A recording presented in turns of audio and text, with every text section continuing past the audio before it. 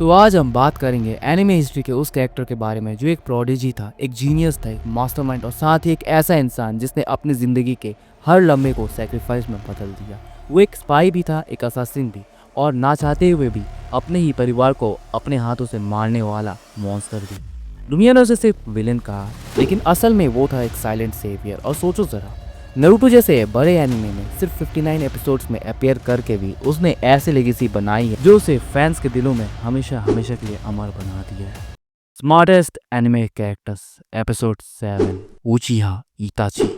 Itachi is not just one of the greatest but also one of the most loved characters in the entire Narutoverse। और उसकी smartness का level क्या ही बताऊं। वो एक ऐसा इंसान था जो हमेशा दूसरों से 2 कदम आगे सोचता था, चाहे वो अकात्सुकी में घुसना हो या अपने भाई सास्के के लिए एक केयरफुली प्लान फाइनल बैटल रखना। उसका हर एक स्टेप एक कैलकुलेटेड मूव होता था। लेकिन उसकी कहानी सिर्फ इंटेलिजेंस की नहीं, वो एक ऐसी जर्नी है जो दिखाती है कि कभी कभी सच्चे हीरो वो होते हैं जो दुनिया को बचाते हैं पर दुनिया के सामने विलेन बन जाते हैं। इताची एक ऐसा नाम जो नारुतोवर्स में अलग ही जगह रखता है। बहुत ही कम लोग थे जो उसके असली दिल को समझ पाए हैं। He was a prodigy of his generation. सिर्फ 4 साल की उम्र में उसने थर्ड ग्रेड निंजा वॉर का खून खराबा अपनी आंखों से देख लिया था। तभी उसे लाइफ और डेथ का मतलब समझ आ गया था। उस दिन के बाद एक छोटा सा बच्चा अंदर से टूट गया और सिर्फ एक सपना लेकर जीना शुरू कर दिया, दुनिया में शांति लाए और हर हाल में इस खून खराबे को खत्म करे। सास्के के जन्म के कुछ दिन बाद ही कोनोहा पर नाइनटेल्स का अटैक हुआ था और उस वक्त घर में कोई नहीं था और इताची ने अपने छोटे भाई की हर पर रक्षा की थी। लेकिन अटैक के बाद मानो सब कुछ बदल गया था। विलेज के लोगों को शक हुआ कि उचिहा ही रिस्पॉन्सिबल है, क्योंकि पहले माद्रा उचिहा भी कुरामा को कंट्रोल कर चुका था और इसी शक के वजह से पूरे उचिहा क्लैन को विलेज के कोने में अलग करके रखा गया ताकि उन पर नज़र रखी जा सके। लेकिन इताची अपनी एज से कई ज़्यादा आगे था। 7 साल में ही उसने एकेडमी से ग्रेजुएट होकर गेनिन बन गया। 8 साल की उम्र में एक मिशन पर उसके सामने उसके दोस्त की मौत हुई और उसी ट्रॉमा ने उसका शारिंगान एक्टिवेट कर दिया। कुछ ही महीनों बाद उसने अपने शारिंगान को भी मास्टर कर लिया और 10 साल की उम्र तक वो चुनिन बन चुका था और 11 साल की उम्र में उसने आनबू ब्लैक ऑप्स ज्वाइन कर लिया, सबसे यंगेस्ट मेंबर बनकर। और सिर्फ 13 साल की एज में ही इताची आनबू कैप्टन बन गया था, जो अब तक का रिकॉर्ड है। इताची की ग्रेटनेस सिर्फ कोनोहा नहीं बल्कि उसका अपना भाई सास्के भी महसूस करता था। सास्के के लिए वो एक रोल मॉडल था। उसके पेरेंट्स भी उस पर फख्र करते थे और फुगाकू उचिहा क्लैन का लीडर उसमें अपने पूरे खानदान का फ्यूचर देखता था। उनके लिए इताची एक होप था, एक ऐसा प्रोडिजी जो उनकी लेगेसी को आगे ले जाएगा। डांजो ने उचिहा क्लैन को विलेज के एक कोने पर शिफ्ट करवा दिया था। उसका असल प्लान ये था कि उचिहा को लगे कि कोनोहा उन पर शक कर रहा है। धीरे धीरे ये बात उनके दिल में बैठ गई और फिर वो लोग सोचने लगे कि हमारे साथ ऐसा व्यवहार क्यों किया जा रहा है, लोग हम पर ट्रस्ट क्यों नहीं कर रहे। यही रिसेंटमेंट बढ़ता गया और फिर याद करो, जब थर्ड होकागे के बाद डिसाइड हुआ था कि फोर्थ होकागे कौन बनेगा, मिनाटो या फुगाकू। डिसीजन मिनाटो के फेवर में गया और उचिहा को लगा कि सिर्फ इसलिए फुगाकू को नहीं चूज़ किया गया क्योंकि वो एक उचिहा है। ये चिंगारी बदल गई आग में और उचिहा क्लैन ने कूप डेट यानी कि एक बगावत प्लान करना शुरू कर दिया। फुगाकू जो क्लैन का लीडर था अपने बेटे इताची से कहता है कि तुम एक स्पाई बनो और हमें विलेज के प्लान्स के इन्फॉर्मेशन देते रहो। लेकिन इताची समझ गया था कि चाहे वो अपने क्लैन का साथ दे या ना दे, अंत में सिर्फ खून खराबा होगा और अगर बगावत हुआ तो सारे उचिहा खत्म कर दिए जाएंगे। और इसी वजह से इताची ने एक और भी ज़्यादा रिस्की प्लान चुना। वो बन गया एक डबल एजेंट। अपने ही क्लैन का प्लान होकागे और विलेज के लीडर्स को बता दिया उसने, सिर्फ इस उम्मीद में कि शांति का कोई रास्ता निकल आए और बिना लहूलुहान हुए ये सब रोका जा सके। देख रहे हो, एक छोटा सा बच्चा जिसने सिर्फ 4 साल की उम्र में जंग का खून खराबा देखा। जब दूसरे बच्चे खिलौने से खेलते थे तब उसने ज़िंदगी और मौत का मतलब समझ लिया था। और वही बच्चा कुछ ही साल बाद एक ऐसी जिम्मेदारी के बोझ तले दबा दिया गया जहां उसे अपनी क्लैन, अपने परिवार और अपने दिल सबके खिलाफ चलना पड़ा। इतनी छोटी सी उम्र में इताची उचिहा एक डबल एजेंट बन गया। एक तरफ था उसका खानदान, दूसरी तरफ था उसका विलेज।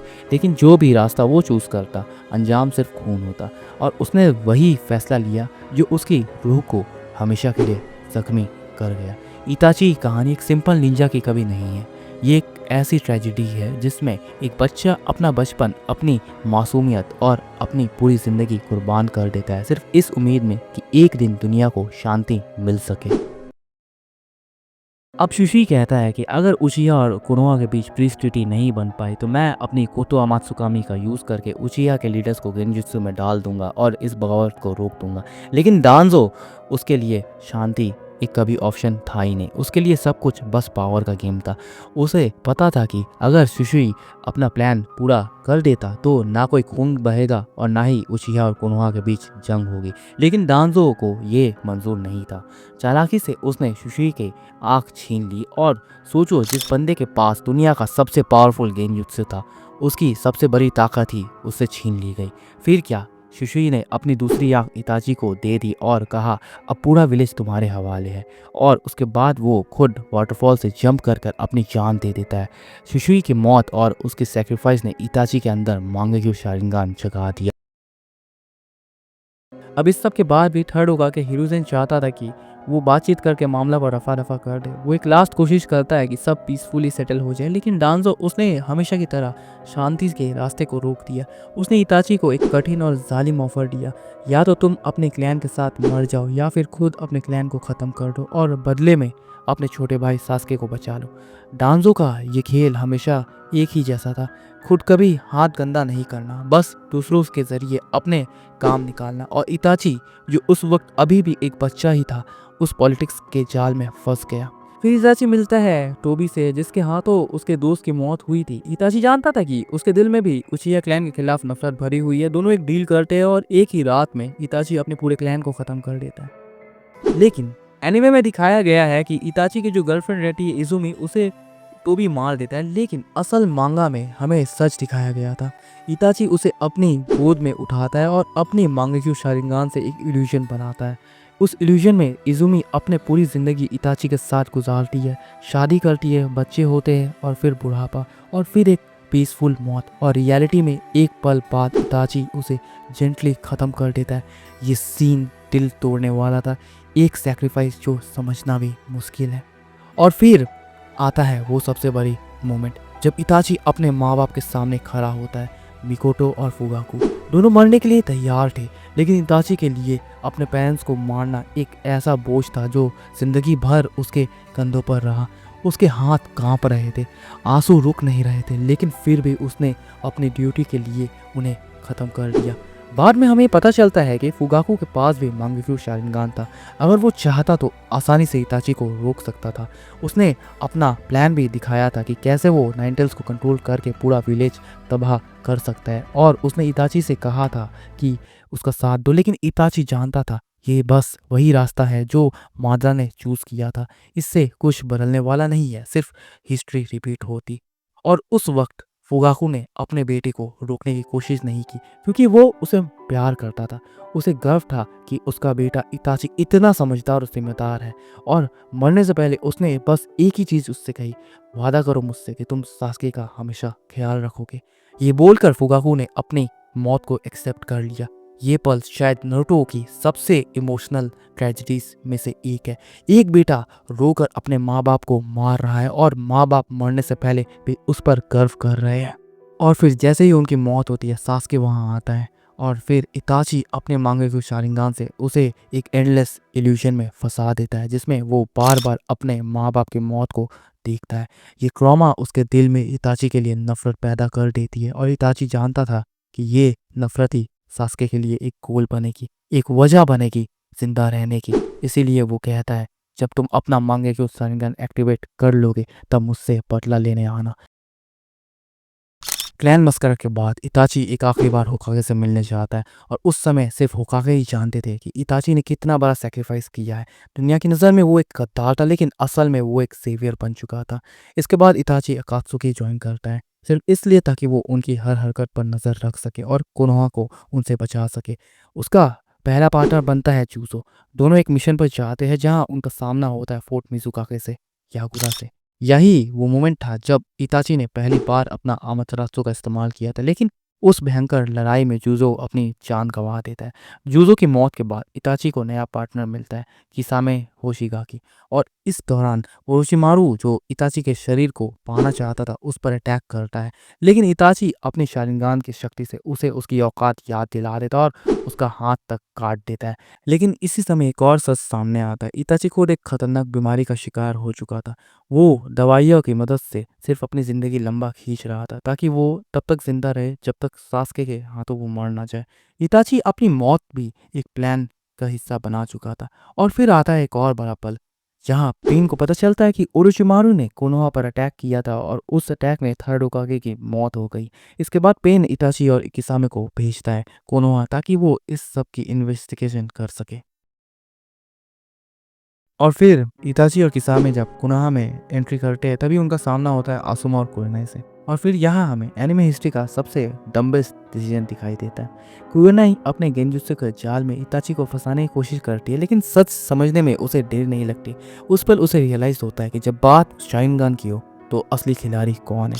फिर बैटलफील्ड पर एंट्री होती है काकाशी हाताके की और वहीं से शुरू होती है शारिंगान वर्सेस शारिंगान। काकाशी, जिसे कॉपी निंजा कहा जाता है, उसके सामने खड़ा था एक ऐसा इंसान जो उसे कहीं ज़्यादा आगे की सोचता है। और तब इताची दिखाता है अपना एस कार्ड मांगेक्यू शारिंगान और उसके अंदर छिपा हुआ था सुकियोमी, एक ऐसा गेंजुत्सु जिसमें 3 दिन का टॉर्चर सिर्फ कुछ सेकंड्स में महसूस होता है। काकाशी के लिए ये एक्सपीरियंस मौत से भी ज़्यादा भयानक था। लेकिन इताची का असली मिशन अलग था। उसका निशाना था नारुतो नाइन टेल्स का चिंचुरकी। इसलिए वो एक लड़की को गेंजुत्सु में फंसाता है और जिराया को बिजी कर देता है और सीधा नारुतो तक पहुंचता है। तभी सास्के भी वहां आ जाता है अपनी चिदोरी के साथ, लेकिन सास्के की ताकत उस वक्त इताची के सामने कुछ भी नहीं थी। एक ही मूव में उसने उसका हाथ रोक कर तोड़ दिया और जैसे ही जिराया एंट्री लेता है इताची समझ जाता है कि यहाँ लड़ाई का मतलब बस टाइम बर्बाद करना होगा। उसने सास्के को सुकियोमी में फंसाकर एक बार फिर उसके अंदर नफरत को और गहरा कर दिया।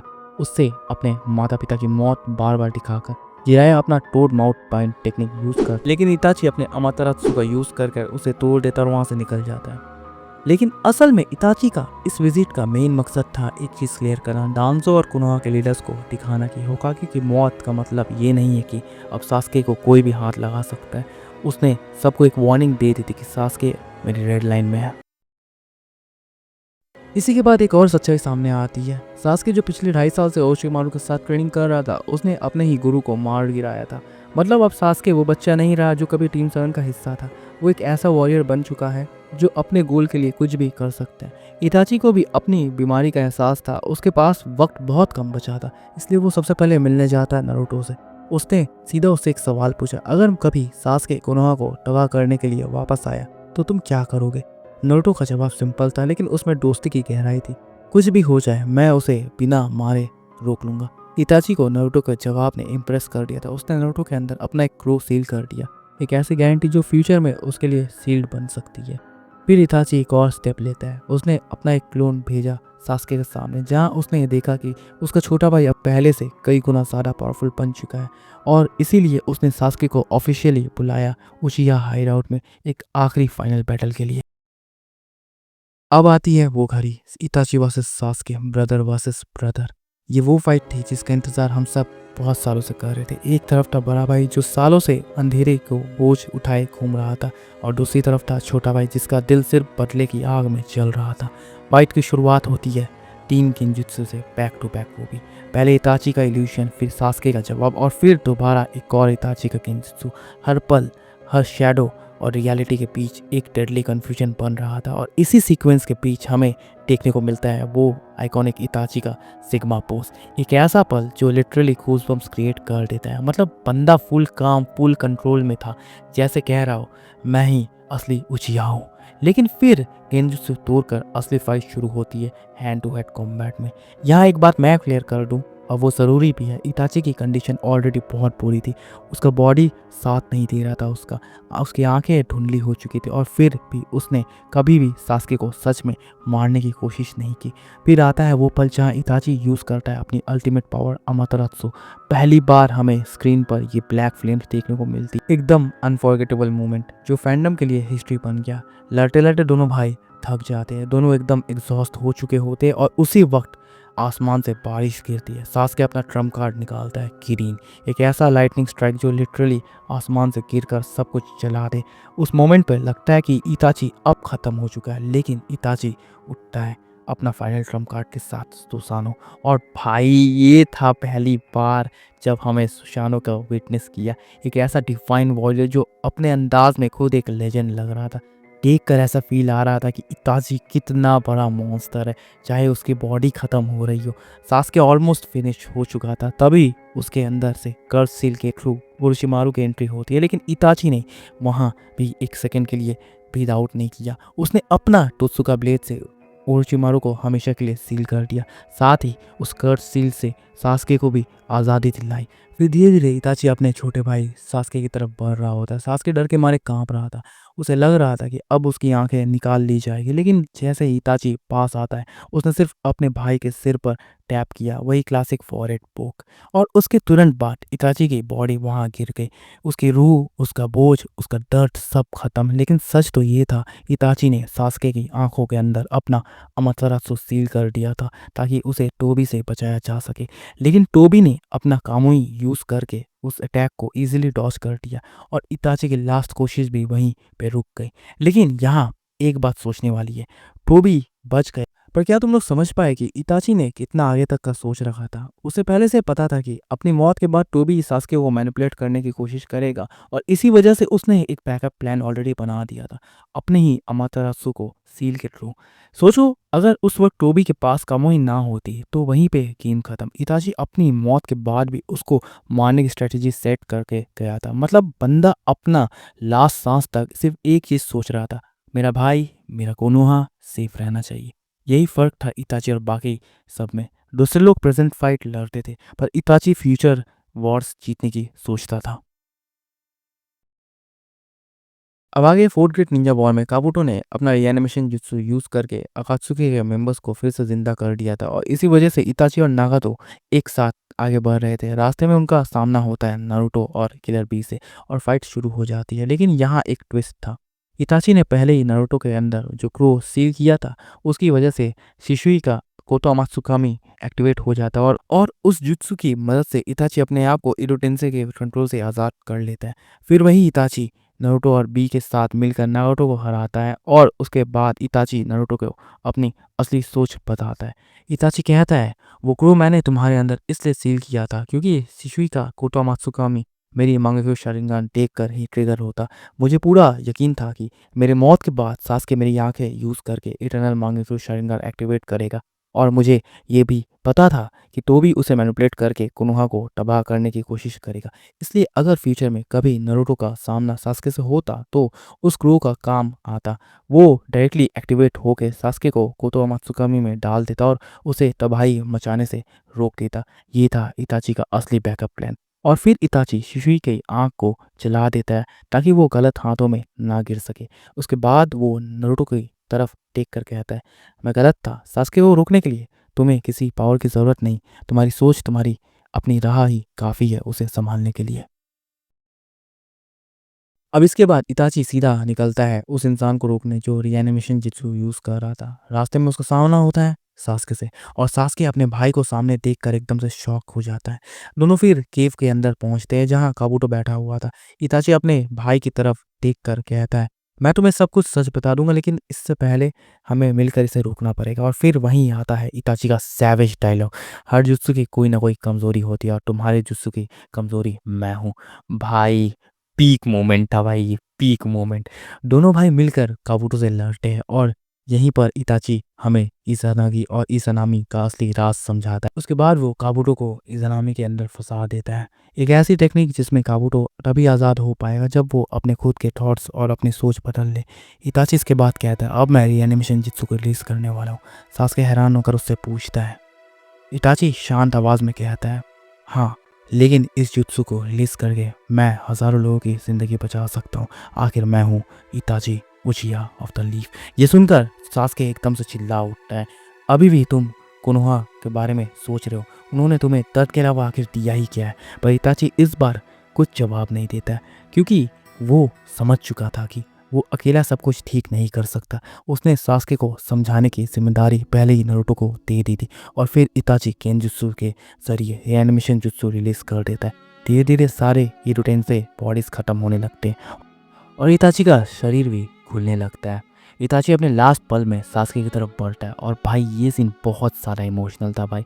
वो उसके पास जाता है और उससे कहता है, जो कुछ भी दांजो ने, जो कुछ भी टोबी ने तुम्हें मेरे बारे में बताया वो सब सच था, मुझे माफ़ कर देना सास्के।